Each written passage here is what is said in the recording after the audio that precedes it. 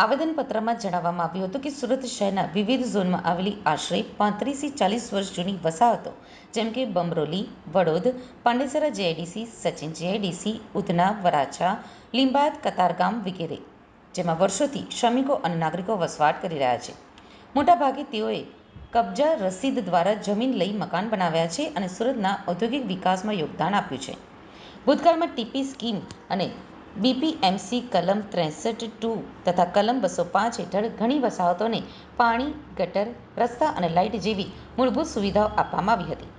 પરંતુ તાજેતરમાં રેવન્યુ વિભાગ દ્વારા 7/12 ઉપર શ્રી સરકાર લેન્ડ ગવર્મેન્ટ ઉલ્લેખ કરીને મહાનગરપાલિકાના ઝોન દ્વારા સુવિધાઓ રોકી પરમિશન લાવો જેવા બહાના હેઠળ લોકોને હેરાન કરવામાં આવ્યા છે. આ વસાહતોમાં રહેતા ગરીબ શ્રમિકો પાસે સરકાર સુધી પહોંચવા કે ભારે ખર્ચ સહન કરવાની ક્ષમતા નથી.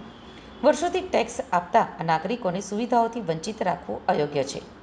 આ બધા જ મુદ્દાઓ માટે રજૂઆત કરાઈ હતી. તેની સાથે જ વિનંતી પણ કરાઈ છે કે સુરત મહાનગરપાલિકાના તમામ ઝોનને સ્પષ્ટ સૂચના આપવામાં આવે કે તેવી માંગ કરવામાં આવી હતી. જ્યાં વર્ષોથી રહેવાસીઓને સુવિધાઓ મળી રહે છે ત્યાં લેન્ડ ગવર્મેન્ટના બહાને સુવિધાઓ રોકવી નહીં.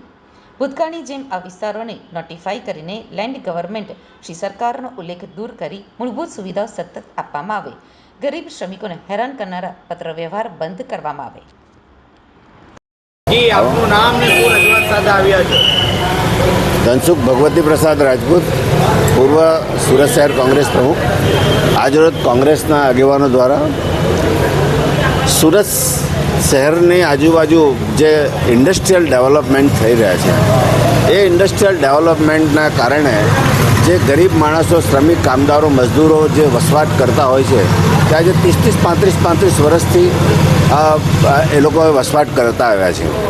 સુરતની સરાઉન્ડિંગ તમે એમાં ઉધના ઝોન આવી જાય, લીંબાયત ઝોન આવી જાય, વરાછા ઝોન આવી જાય, કતારગામ ઝોન આવી જાય, આઠવા ઝોન આવી જાય અને રાંદેર ઝોન, આ તમામ ઝોનમાં જે કામદારો જે વર્ષોથી કબજા રસીદ દ્વારા પોતાના પ્લોટ ખરીદીને મકાન બનાવીને વસવાટ કરતા હોય એ લોકોને 30-35 વર્ષથી રહેતા હોય અને એ લોકોને બાંધકામ થઈ ગયા હોય, તમામ સુવિધાઓ પણ ઘણા જગ્યાએ મળેલી હોય.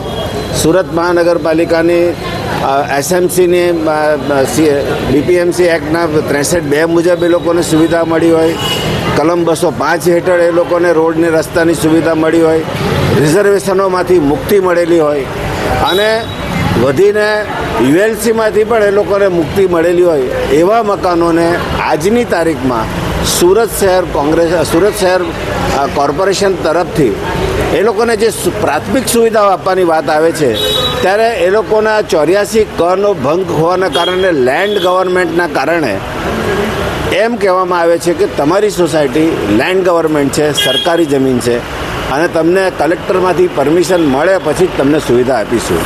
તો આવા સંજોગોમાં જે સામાન્ય જન છે તે તો ગભરાઈ જાય કે અમે તો 30-35 વર્ષથી રહીએ છીએ અને હવે આ જગ્યાએ સરકારી કેવી રીતે થઈ ગઈ, એટલે એ લોકો ટેન્શનમાં આવી જાય. સુવિધા તો સાઈડ પર રહી ગઈ. આજે પણ તમે વિસ્તારોમાં જુઓ તો બમરોલી, વડોદ ને બધા પાંડેસરા વિસ્તારમાં જુઓ તો ખાલી આ સરકારી લેન્ડના કારણે એ લોકોને સુવિધાના અભાવ થઈ રહ્યો છે અને કલેક્ટરને પૂછાયું છે.